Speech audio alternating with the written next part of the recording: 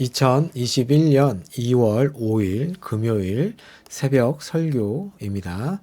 누가복음 11장 27절에서 36절까지 말씀, 누가복음 11장 27절에서 36절까지 말씀입니다.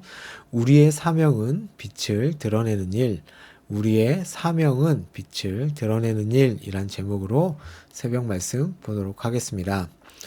예수님이 더러운 귀신에 대해 말씀하고 계실 때 무리 중에서 한 여자가 당신을 뵌 태와 당신을 먹인 젖이 복이 있나이다 라고 27절에 외칩니다. 이 여자는 예수님의 사역을 사탄의 도성을 공격하고 사람들을 구원하는 것으로 이해했습니다. 여자는 좋은 아들을 낳은 어머니의 복을 언급하죠. 자녀의 업적이나 능력 덕분에 부모가 존경을 받는 문화를 반영하고 있는 것입니다. 사실 이 여자의 말이 틀린 것은 아닙니다. 마리아의 노래에서 이제 후로는 만세에 나를 복이 있다 일컬으리로다 라고 1장 48절에 말씀하고 있죠. 엘리사벳도 성령에 충만한 상태에서 여자 중에 마리아가 복이 있으며 내 태중의 아이도 복이 있도다 라고 말했기 때문입니다. 그러나 예수님은 하나님의 말씀을 듣고 지키는 자가 복되다 라고 말씀하십니다. 이 말씀의 뜻이 무엇인지 그 의도를 헤아리기가 쉽지 않습니다. 이 비슷한 말씀 8장에 나온 말씀이거든요. 19절에서 21절에 비추어 보면 그 뜻을 짐작할 수 있습니다. 예수님께서 천국에 관하여 가르쳐 전하실 때 천국입니다. 천국에 관해서 가르치실 때 그 모친과 형제들이 와서 그를 만나려고 합니다. 그런데 무리가 많음으로 인해서 접근할 수가 없었죠. 한 사람이 예수님께 고하되 당신의 모친과 형제들이 밖에서 서서 당신을 만나고자 하나이다 라고 알리자 예수님께서는 의외의 대답을 하셨습니다. 내 모친과 형제는 하나님의 말씀을 듣고 행하는 자라고 하신 것이죠. 이 말씀은 예수님의 육적 부모와 형제를 부인하는 것이 아니라 다만 육적 혈연 관계보다 더 중요하고 근본적인 관계에 대해서 말씀하고자 하셨던 것입니다. 예수님께서 지금 자기를 만나려고 밖에 서 있는 육신의 모친과 형제를 제쳐놓고 전혀 다른 성격의 모친과 형제에 대해서 이 말씀하신 뜻은 그러니까 혈연과는 상관없는 혈연에 의해 형성되는 과적 관계나 인간 관계를 초월하여 전혀 다른 원리에 의해서 형성되는 새로운 과적 관계를 밝히고자 하신 것입니다. 하나님의 말씀을 통하여 아름다운 열매를 맺는 공동체, 이러한 은혜를 경험하는 자들이 모여 이루는 천국에 대해서 말씀하신 것입니다. 이 천국에 대하여 말씀하시면서 육신의 부모와 형제를 부인하는 것은 이 천국은 근본적으로 혈연이나 혈통과는 상관없는 나라요. 혈연을 초월하는 다른 원리에 의하여 이루어지는 나라임을 알리기 위해서 그 말씀을 하신 것이죠. 오늘 본문도 비슷합니다. 예수님과 어떤 육적인 관계가 있다고 해서 이 나라의 은혜를 누릴 수 있는 것이 아니요 오직 하나님의 복음의 말씀을 통하여 역사하시는 성령님으로 말미암아 누리는 은혜이므로 하나님의 말씀을 듣고 지키는 자가 복된 것이다 라고 하십니다. 곧 천국 복음의 말씀이 그 심령에 뿌려지고 깊이 뿌리 내려 자라서 열매 맺는 그 사람이 참으로 복된 자다라고 말씀하시는 것입니다. 이 말씀은 간접적으로 이스라엘 백성을 의식하고 하신 말씀입니다. 예수님과 육적 관련을 갖는 이스라엘이 진정한 그 나라의 백성이 아니라 말씀에 의하여 형성된 영적 이스라엘, 즉 그리스도와 영적 관계를 맺는 자가 진정한 이스라엘이다라는 뜻을 담고 있습니다. 자, 29절에서 32절 말씀을 보도록 하겠습니다. 자, 어제 말씀에 예수님께서 악한 영을 축출하셨을 때 귀신을 내어 쫓으셨을 때 무리가 보인 반응은 두 가지였습니다. 어떤 사람들은 바알세불을 빙자하여 귀신을 내어 쫓는다라고 악평함으로써 예수님과 또한 그를 통하여 역사하시는 성령님을 모독하고 회방하였습니다. 그런가 하면 또 다른 사람들은 예수님을 시험하여 하늘로부터 오는 표적을 예수님에게 요구합니다. 예수님께서 악한 영들을 쫓아내시는 것을 보고 기이한 일이다. 즉 이런 일은 사람이 할 수 없는 일이 아니다 라고 생각하였음에도 불구하고 여전히 예수님을 받아들이지 아니하고 시험하고자 한 것이죠. 그가 행하시는 기이한 일이 믿음을 요구하고 있음에도 불구하고 이를 부인하고자 이들 받아들이지 않기 위해서 하늘로부터 오는 표적을 요구한 것입니다. 좀 더 확실한 표적, 당신의 신분을 증명할 확실한 증거, 하늘로부터 왔다는 것을 확인할 확실한 증거를 우리에게 한번 보여봐라 라고 하는 것이죠. 이들은 예수님을 믿기 위해서가 아니라 부인하기 위해서 그가 보이신 표적을 부정하기 위해서 또 다른 표적을 요구하는 것입니다. 이들의 마음과 생각의 의도를 아시는 주님께서는 이들을 가리켜 뭐라고 말씀하시냐면 이 세대는 악한 세대라고 말씀하십니다. 그들에게 임한 천국을 스스로 부정하고 거부하는 이들이기 때문에 이렇게 말씀하신 것이죠. 또 뭐라고 얘기하시냐면 이 세대가 표적을 요구하나 오직 요나의 표적이 저들에게 주어지리라 라고 하셨습니다. 또 요나가 니느웨 사람들에게 표적이 되었듯이 인자가 이 세대에게 표적이 되리라고 하신 것입니다. 예수님께서 이 세대를 향해 갖는 표적의 의의는 요나 선지자가 당시 니느웨 사람들에 대해서 가졌던 것과 동일하다라는 말씀입니다. 예수님과 요나 선지자는 각각 이 세대와 옛날의 니느웨 백성들에게 같은 의미를 던져주는 인물이다라는 말씀이죠. 자, 그러면 궁금증이 생기죠. 그럼 요나의 표적이 가지는 의미가 무엇일까요? 짧게 한번 보도록 하죠. 요나는 니느웨로 가라는 하나님의 명령을 어기고 다시스로 도망가다가 물고기 뱃속에서 3일을 지내고 난 뒤에 다시 니느웨로 돌아가 그 백성들의 죄악을 지적하고 하나님께 회개하라고 선포한 선지자였습니다.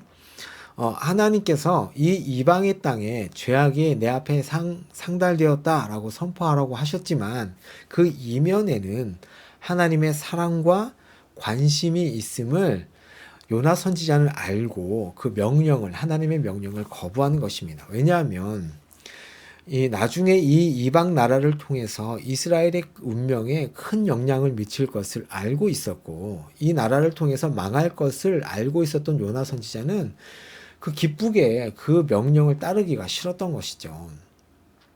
이스라엘을 망하게 할 아수르라 할지라도 큰 도성 니느웨의 많은 백성이 죄악 중에 망하는 것을 안타까워하시고 그들에게 이스라엘 선지자를 보내어 구원하고자 하시는 하나님의 이 선한 뜻을 요나 선지자가 알고 있었던 것입니다. 그래서 도망한 것인데 요나는 이스라엘의 존재 목적, 곧 하나님께서 이스라엘을 택하여 이방의 제사장 나라가 되게 하신 것을 이해하지 못했기 때문에 그렇게 도망을 간 것입니다. 자, 도망갔다가 이제 물속에 뱃속에 갇히죠. 물속에 뱃속에서 이 요나를 사흘 동안 있게 하심으로 하나님께서 요나를 회개하게 하시고 말씀을 니느웨 땅에 전하게 하십니다. 이 요나를 통하여 니느웨 백성들은 하나님의 심판의 말씀을 들었습니다. 니느웨 백성들은 요나를 통해 그들에게 증거하신 하나님의 뜻을 읽은 것입니다. 그래서 왕으로부터 시작해서 가축에 이르기까지 배의 옷을 입고 회개하였다라고 성경 말씀에 적혀 있습니다. 이것이 요나의 표적, 곧 요나가 물속의 뱃속에서 3일간 겪었던 일이 니느웨 백성을 향해 던져 주었던 의미였습니다. 요나가 그 속에서 회개함으로 하나님의 말씀을 선포하였던 것이 백성에게는 아주 큰 의미가 됐던 것이죠. 이 표적이 예수님께서 이 세대를 향하여 이러한 의미의 표적이 되실 것이다 라고 말씀하고 있는 것입니다. 그것은 곧 십자가에서 죽으신 후 3일 동안 죽음의 권세 아래 계시다가 그 권세를 깨뜨리고 부활하실 일은 요나의 표적처럼 이 세대를 향하여 죄에 대한 하나님의 진노와 심판의 무서움을 생생히 증거할 것이며 그 십자가가 증거가 된다는 것이죠. 동시에 그 가운데서 불순종과 부패한 우리 옛사람이 죽고 하나님을 향하여 사는 순종의 새 사람을 부활할 것에 대하여 증거할 것이다 라는 말씀입니다. 그러니까 예수님의 이 십자가 사역이 요나의 그 사역과 비슷하다, 그 표적이다 라고 말씀하고 있는 것이죠. 요나가 죽음의 심판과 새 사람의 부활을 경험한 것 같이 그리스도인 역시, 신자 역시 그리스도 안에서 이러한 영적 변화, 곧 옛사람의 죽음과 새사람의 부활을 경험하게 될 것을 두고 예수님께서 말씀하신 것입니다. 예수님께서 수많은 표적을 행하였음에도 불구하고 오직 이 요나의 표적만이 이 세대에게 주어지리라 라고 하신 것은 그의 신분과 하실 일을 증명할 최대의 표적이 바로 그의 십자가와 부활이요, 그가 행하신 모든 표적의 의미가 이 안에 요약되어 있다라고 하신 것입니다. 자, 이제 그리고 나서 나오는 비유가 뭐냐면 등불 비유입니다. 아무도 등불을 켜서 골방에 두거나 말 아래 두지 않고 등경 위에 두는 것은 들어오는 모든 사람들로 하여금 그 빛을 보게 하려 함이라 라는 이 말씀은 하나님께서 이스라엘을 그의 교회를, 그러니까 이스라엘 즉 그의 교회를 세우신 목적을 일깨우는 말씀입니다.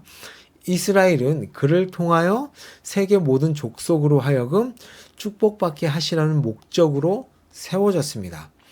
이스라엘을 복되게 하신 그 하나님의 축복을 모든 민족에게 전하도록 이스라엘에게 베푸신 구원의 진리와 은혜, 의와 영생의 빛을 온 세상에 비추도록 세움받은 백성이 누구냐면 이스라엘 백성입니다. 그리하여 이스라엘을 가리켜 뭐라고 얘기하냐면 이방의 빛, 세상의 빛, 곧 이방을 비추는 빛이라고 말씀하시는 것입니다. 그래서 이방 사람들이 이스라엘을 보고 하나님께서 저들에게 이러한 은혜를 주셨구나. 죄로 죽을 수밖에 없는 자들인데 하나님의 은혜와 능력으로 저렇게 복되고 아름답고 거룩하게 되었구나를 인정하게 되고 나도 저들이 받은 저 은혜를 받고 싶다 하며 그 은혜를 사모하며 구하게 하는 것이 이스라엘 백성의 목적인 것입니다. 그러니까 이스라엘을 세우신 목적은 하나님을 알지 못하는 이방으로 하여금 바로 이러한 믿음을 고백하게 하기 위한 것이라는 것이죠. 그러나 실제로는 어떻습니까? 정반대의 결과가 되고 말았죠. 오히려 이방은 하나님의 말씀을 사모하여 듣고 회개하고 순종했는데 나라의 본 자손인 이스라엘은 항상 하나님을 거스려 불순종하였고 지금까지도 예수님을 배척하고 있습니다. 자, 이어서 예수님께서 이스라엘에게 맡겨진 이 사명이 얼마나 중요한지를 내 몸의 등불은 눈이다 라고 설명하십니다. 눈을 통하여 밝히 보고 파악하여 이것을 토대로 온 몸이 그 기능을 잘 수행하도록 하죠. 눈이 건강하면 온 몸도 건강하고 눈이 건강하지 못하면 온 몸도 건강하지 못하게 됩니다. 그러니까 이스라엘은 하나님의 교회는 세상을 향하여 마치 온몸을 밝히는 눈과 같은 역할을 한다는 사실을 알려주시는 것입니다. 따라서 교회가 어두우면 세상은 빛을 잃게 되는 것입니다.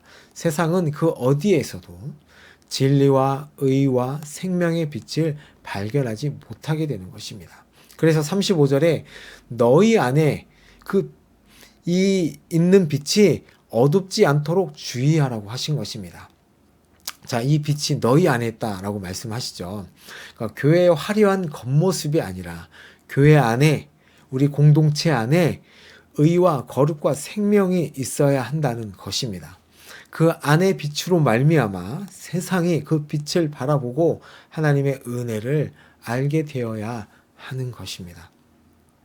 우리는 하나님의 말씀을 듣고 행함으로 복된 자로 부름을 받았습니다.